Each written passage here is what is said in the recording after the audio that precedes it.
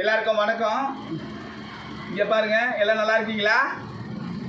இப்போ இன்றைக்கி நம்ம எதை பற்றி பேச போகிறோம் பார்த்தீங்கன்னா, எதை பற்றி சொல்ல போகிறோம்னு பார்த்தீங்கன்னா, எல்லாருக்கும் தெரிஞ்ச தாயுதுவோம் அருகம்புல். இந்த அருகம்புல்லை வந்து நம்ம எதுக்காக பயன்படுத்துகிறோம் அப்படின்றது நான் சொல்ல போகிறேன். நம்ம சேனல் பார்த்தீங்கன்னா சப்ஸ்கிரைப் பண்ணாதவங்க பண்ணிவிடுங்க.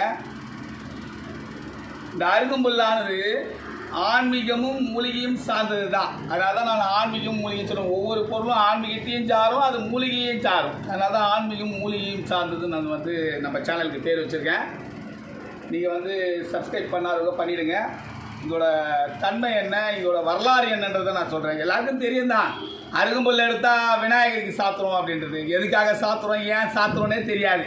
ஆனால் நம்ம சாத்திட்டு இருக்கோம். ஏன்னா மூதாதையார் சொன்னாங்க இல்லையா, அருகம்புல்லை வந்து நம்ம விநாயகருக்கு சாத்துறா நல்லதுன்னு சொல்லிட்டு மூதாதையர் சொல்கிறது. அதுதான் வாழடி வாரின்னு சொல்கிறோம்.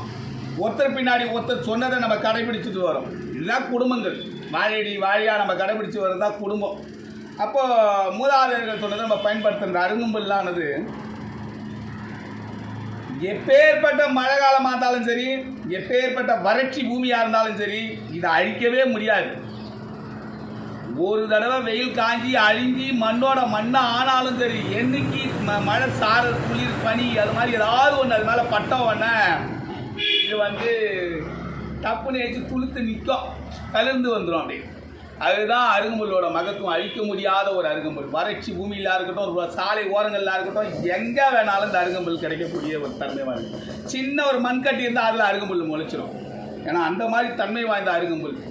அதனால தான் சாதாரணமாக பார்த்தீங்கன்னா மனுஷன் வாழ்க்கையில் வந்து எவ்வளோ தூரம் உயர்ந்து போகணும்னு நினச்சிட்டு போயிட்டே இருப்பான். ஆனால் வந்து அவனை சறுக்கி இறக்கி விடுமா. ஜான் ஏறினா முழம் சறுக்கிற மாதிரி வாழ்க்கையில் பல கஷ்டங்கள் வந்து சரிஞ்சு வந்தாலும் கடவுள் சொல்லுவாங்க, ஒரு நாள் மழை வந்தால் அருகம்புல் தழுந்துடும். அந்த மாதிரி ஒரு நாள் இந்த அருகம்புல்ல மாதிரி திரும்ப அவன் வளர்ந்து வந்துடுவான். யாரையும் மனுஷனால் அழிக்கவே முடியாது. கர்மாப்படி ஒருத்தன் வளரணும், உச்சாணிக்கு போகணும்னு சொன்னால் இந்த அருகம்புல் தான் உகந்த கதை.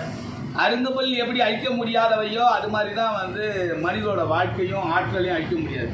அவன் திரும்ப ஒரு நாள் வளர்ச்சி அடைஞ்சு வந்துடுவான். இது மனிதனை சார்ந்தது. இந்த அருகம்புல்லுக்கு சமம் சொல்கிறது மனித ஆற்றலும் மனித உயிருக்கும் சம்மந்தது பாருங்க. அப்புறம் என்ன சொல்கிறேன்னா, இந்த அருகம்புல்லான பிறந்த கதையை சொல்கிறேன். யமதர்மராஜன் இருந்தான். யமதர்மராஜன் நம்ம சொல்லுவோம். ஆனால் இதனால காலையில் யமதர்மராஜனை சொல்கிறேன்னு சொல்லுங்க. அதுக்கு முன்னாடி மனுஷ வாழ்க்கையை பற்றி சொல்லிட்டு யமதர்மராஜனை பற்றி சொல்கிறேன். யமதர்மராஜனுக்கு பிறந்தவன் தான் அனலாசுரன், ஒரு அசுரன் பிறந்தான். அவன் பிறக்கும் போது நல்லவனாக தான் பிறந்தான். அவனை வந்து எப்படி அசுர குணத்தில் பிறந்தா தீய சக்தியும் தீய எண்ணங்களும் மொத்தம் அழிக்கணுன்றதுக்கு தான் வரும் குணங்கள். அதனால் வந்து அவன் என்ன பண்ணுறான், தேடாத சேர்க்கையால் பயங்கரமான மோசமான அசுரனாக மாறுறான் அந்த அனலாசுரன். அந்த அனலாசுரன் மோசமான அசுரனாக மாறும்போது அவனுக்கு மூக்கன்னு பேர் மாறுது. மூக்கனாக மாறி அவன் தேவர்களோட ஆட்சி பீடத்தை கைப்பற்றணுன்றதுக்காகவே, தேவர்களெல்லாம் அடிமைப்படுத்தணுன்றதுக்காகவே என்ன பண்ணுறான்னு சொன்னால், பிரம்மதேவன் கிட்ட வரத்தை பெறான். என்ன வரத்தை பெறான், எல்லாத்தையும் அழிக்கக்கூடிய சக்தி பெறான். ஏன் அவனுக்கு அனலாசுரன் வந்ததுன்னா, அவன் கனல் மாதிரி, நெருப்பு மாதிரி. அவன் கிட்ட யாருமே போக முடியாது. அவன் தேகமெல்லாம் அனலா சுடும். அவன் கிட்ட போக முடியாது. எப்படி அவன் உடம்பு பூரா நெருப்பாக இருக்கும்போது வந்து யாரும் அவன்கிட்ட ஃபைட் பண்ண முடியாது. இல்லை கத்தி எடுத்து போனால் கத்தி உருக்கிடுவான், மனிதன் போனால் மனுஷன் உருக்கிடுவான். அந்த மாதிரி அனலாசுரன் வந்து உருக்கக்கூடிய தன்மை, கனலில் நெருப்பாக இருந்து அவன் உருக்கக்கூடிய தன்மை கொண்டவனால அவன்கிட்ட யாருமே போர் பொறுத்து ஜெயிக்க முடியல. அப்போது தேவர்களும் ரிஷிகளும் போயிட்டு இந்த மாதிரி இவனோட அனலாசுரன், அதான் மூக்கன், அப்புறம் மாறிடுறான் மூக்கன் கிட்ட, அந்த மூக்காசுரன் கிட்ட வந்து எங்களை காப்பாற்றுறோம், எங்களால் வந்து வாழ முடியல, அதனால் ரொம்ப கஷ்டமாக இருக்குது, எல்லாரையும் அனல் கண்ணனால் அழிச்சிடுறான், அதனால் அவனை காப்பாற்றணும் அப்படின்னு சொல்லும்போது விநாயகர்கிட்ட வேண்டுறாங்க. விநாயகர் என்ன பண்ணுறாரு, சரி இவனை வந்து என்ன பண்ணுறது தெரியலையே, இவனுக்கு எப்படி பார்த்தாலும் அழிக்க முடியல. அதனால் கோபம் வந்து உஷ்ணம் தாங்க முடியாமல் விநாயகர் வந்து தன்னோட கணங்களை அனுப்புகிறார். முதல்ல போய் அவனோட பேச்சுவார்த்தை நடத்துங்கன்னு சொல்லி போனவொடனே கணங்கள்லாம் வந்து அனலால் சுற்றி இருக்கிறான், கஷ்டம் தாங்க முடியல. உடனே விநாயகருக்கு கோவம் வந்து நேராக போயிட்டு அந்த அசுரனை அனலாசுரனை விஸ்வரூபம் எடுத்து விழுங்கிடுறாரு. யாரை? அந்த மூக்காசுரனை வந்து முழுகிட்டாரு.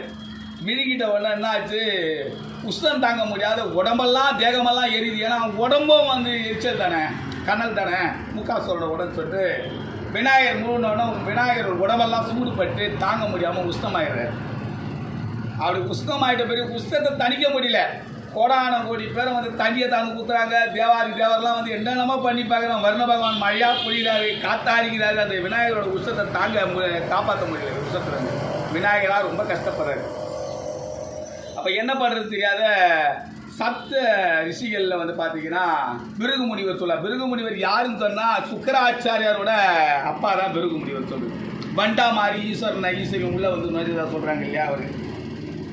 அப்போ என்ன பண்ணுறாரு, பிருகு முனிவர் உட்பட சப்த ரிஷிகள் வராங்க. சப்த ரிஷிகளை வந்து இதுக்கு என்ன வைத்தியம் பண்ணுறது தெரியாத நேரம் என்ன பண்ணுறாங்க, அந்த அருகம்புல்ல 21 அருகம்புல்ல எடுத்துகிட்டு வந்து அவர் தலையில் வச்சதாகவும், யார் தலையில், விநாயகரோட தலையில் வச்சதாகவும், தலையில் வச்ச உடனே அந்த குளிர்ச்சி தன்மை வந்து சூடு தணிஞ்சு உடம்பு வந்து அந்த அளவுக்கு மென்மையாச்சு அப்படின்னு சொன்னதால விநாயகர் என்ன பண்ணுறாரு, 1000 கோடி பூ மலர் இருந்தாலும் எனக்கு தேவையில்லை, எனக்கு இந்த அருகம்புல்லே போதும், எனக்கு இந்த அருகம்புல்லை எடுத்துகிட்டு வந்து யார் எனக்கு வந்து பூஜிக்கிறாங்களோ அவங்களுக்கு கேட்குறதெல்லாம் கொடுக்குறேன் என்று அன்றைக்கு விநாயகர் வரம் கொடுத்தாராம் இந்த அருகம்புல். ஏன்னா இந்த அருகம்புல் ஒரு மூலிகை வாங்க, இதை அழிக்க முடியாத ஒன்று, ஆற்றல் கொண்டது. இந்த அருகம்புல் அவர் தலையில் வச்ச உடனே அந்த அனல் தணிஞ்சு அவர் வந்து குளிர்ச்சி அடைஞ்சார். அதனால் வரம் பெற்றது இந்த அருகம்புல். அதனால தான் விநாயகருக்கு இந்த அருகம்புல்லை சாத்துறோம். சரிங்களா? விநாயகருக்கு ஏன் இந்த அருகம்புல்லை சாத்துறோன்ற கதையை நான் சொன்னேன். யமதர்மனுக்கு பிறந்த அனலாசுரனால் ஏற்பட்ட பாதிப்புக்கு உட்பட்டு அவருக்கு தனிய வைக்கிறதுக்காக இந்த அருகம்புல்லை வந்து விநாயகருக்கு சாத்துறோம். ஆனால் இதே மூலிகை தன்மையாக இப்போ நான் சொல்கிறேன் கேட்டுங்க. அதனால தான் இது வந்து மூலிகை சார்ந்ததுனால தான் அவரை குளிர்ச்சிப்படுத்துச்சு. அதனால் மேக்சிமம் நமக்கு வந்து பார்த்திங்கன்னா காலையில் வயிறு எரிச்சல், இது மாதிரி கை கால்லாம் பெயின், ஒரு மாதிரி சொறி நமிச்சல், உடம்பெல்லாம் தேகமெல்லாம் ஸ்கின் டிசீஸ் சொல்லுவோம். மேலுக்கு உட்பரமாக 1000 வைத்தியம் பண்ணாலும் இந்த அருகம்புல் ஆடதை வந்து நல்லா ஜூஸ் போட்டு காலையில் ஒரு வயிற்றில் குடிச்சோன்னு வச்சுங்களேன், உடம்பில் இருக்க வந்து சகல விதமான வியாதிகளையும் சுமார் 2000 வியாதியை குணப்படுத்தக்கூடிய தன்மை வாய்ந்ததுன்னு சொல்கிறாங்க இந்த அருகம்புல்லோட தன்மை. அதனால் மேக்சிமம் நம்ம என்ன பண்ணலாம், ஒரு வேளை அருகம்புல் ஜூஸ் குடிங்க வாரத்தில் ஒரு நாள், அது வெறும் வயிற்றில். எப்பேற்பட்ட ஸ்கின் அலர்ஜியாக இருந்தாலும், நமிச்சல், டிசி, அதை மாதிரி வேறு ஏதாவது எரிச்சல், அந்த மாதிரி படை, அந்த மாதிரி ஏதாவது வரா மாதிரி இருந்தாலும் அருகம்புல்லை அரைச்சி 10 போட்டாலும் ஓரளவுக்கு சரியாகும். ஏன்னா வந்து நெருப்பை தணிக்கும், அடிவயிறு சூட்டை தணிக்கக்கூடிய சக்தி வாய்ந்தது இந்த அருகம்புல். அதனால் அருகம்புல்லுக்கு சொல்லப்போனால் நிறைய வரலாறு இருக்குது. ஆனால் வந்து எல்லாத்தையுமே சொல்லிட முடியாது. சொன்ன மாதிரி நீங்கள் என்ன பண்ணுறீங்க, இதனை பயன்படுத்தி பலனை பெறுங்க, அருகம்புல்லோட பலனை. இன்றைக்கி இந்த கதையை நான் இதோட முடிச்சுக்கிறேன். மீண்டும் ஒரு நாள் மீதி கதையை, இந்த அருகம்புல்லோட கதையை நான் சொல்கிறேன். அதனால் எல்லோரும் நல்லா இருங்க, சந்தோஷமாக இருங்க. வாழ்த்துக்கள்.